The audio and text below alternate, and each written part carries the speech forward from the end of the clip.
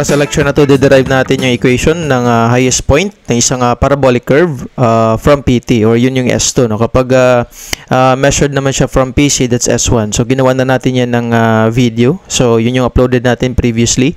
So, ngayon naman papakita natin kung paano din derive yung formula for S2. So, ito yung parabolic curve natin. Ito yung figure. No? So, summit na curve. So, ito yung mga usual na components natin. We have PC, PT, PI, point of intersection, point of curvature, and tangent. No? Tapos, ito yung grade, G1 and G2. So, G1, yun yung line, tangent sa PC. So, therefore, yan yung slope natin at point PC. Si G2 naman, tangent sa PT. So, therefore, yan yung line representing the slope at point PT. Okay, so ito yung HP natin. Yung curve natin is yung naka-curve na line na to, no? So ito ay represented ng general na equation ng isang parabola, which is y equals kx squared. So yun, for symmetrical curve. So by the way, ito ay applicable lang, no, for symmetrical curve. Therefore, kahit d equal dito sa drawing natin, hindi siya naka-scale. Pero, ibig sabihin lang ng symmetrical na parabolic curve ay equal yung PC to PI tsaka yung PI to PT. So, that's L over 2, L over 2. Yung total na length natin is L. Okay? So, since hinahanap natin dito is S2. So, S2 is the distance from the highest point to your PT. So, therefore, yung kabilang distance is just L minus S2. Okay?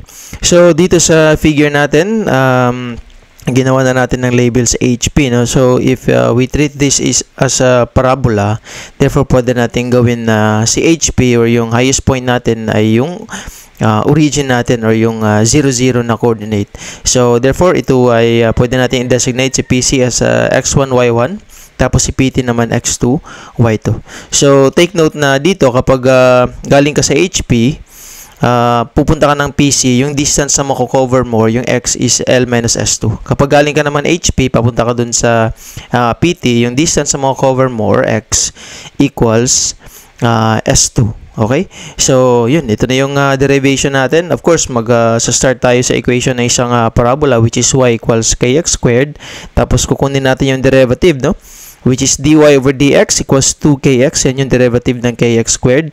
Yung dy over dx, o yung slope, no? Slope yung, first derivative ng isang curve. Kapag meron kang second degree curve, tapos kinuha mo yung derivative niya, magiging first degree. So, yung equation na yan, yung first degree, yan yung,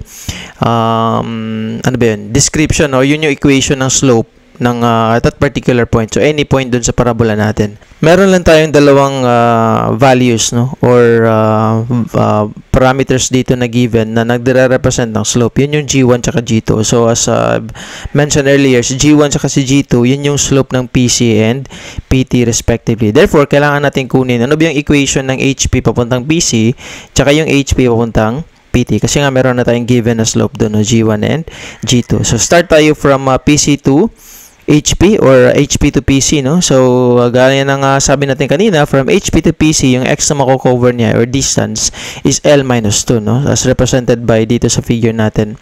Therefore, at X equals L minus S2, yung slope natin dyan is 2K L minus S2. Okay? And since yun nga, yung slope dyan at that particular point na PC is G1, ito na yun, no? So, pwede natin sabihin na dy over dx is just equivalent to G1, or yung equation ng dy over dx is 2kl minus S2. So, ito ngayon yung equation 1 natin, no? Tapos, similarly, dito sa kabila, from HP to PT, yung distance na mako-cover or yung X natin is S2. So, therefore, at X equals S2, dy over dx is 2k S2. Kasi nga, papalitan lang natin yung value ng X dito sa equation natin ng slope, no? So, we have 2k S2, and then, the slope at PT is G2.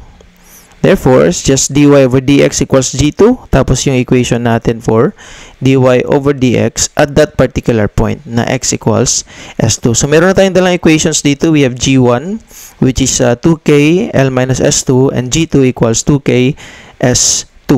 So, meron tayong bagong variables, no? K, and meron din dito K. So, paano ba natin ma-eliminate yung K? Wala naman tayong data dyan, no?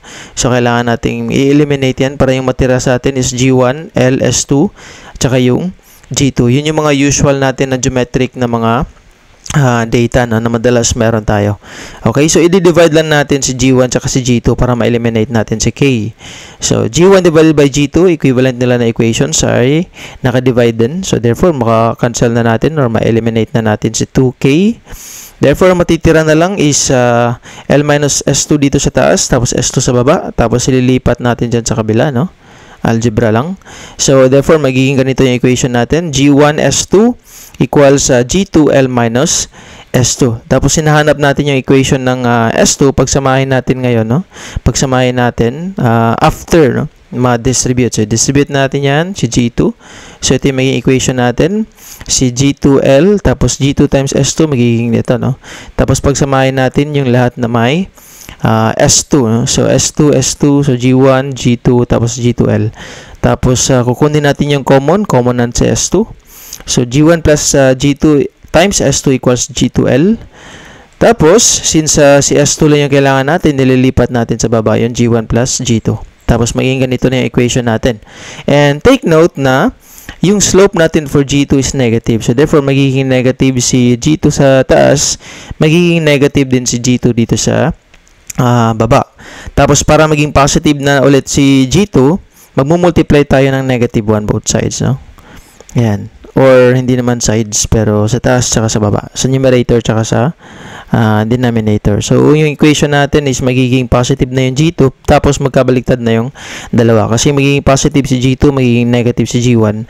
So, yung equation natin for S2, or yung location ng highest point ng isang summit curve from PT, is this one. No? Ito yung final, ito yung final natin na equation. So, S2 equals G2L, or the slope at point 2 PT times the total length divided by the G2 and minus G1. So, yun yung dalawang slope natin na gradient at PC and PT. Okay? So, I think yun na yun, no, para sa derivation ng S2 or yung equation of the highest point from PT. So, again, baka nagtataka kayo bakit 0, 0. Kasi yun yung highest point. So, therefore, yung slope natin at that particular point is 0. No? Straight line lang. So, yun. Kaya dinesignate din natin siya na siya yung 0, 0 na origin. Kasi, yun. Makes sense naman. Siya yung highest point. No? So, yun. Okay. So, I think yun na yun para sa sample, hindi naman sample problem na, pero sa lecture na to, no, na derivation ng S2. And thank you again for watching and see you sa mga next na lecture videos natin dito sa channel. Thank you.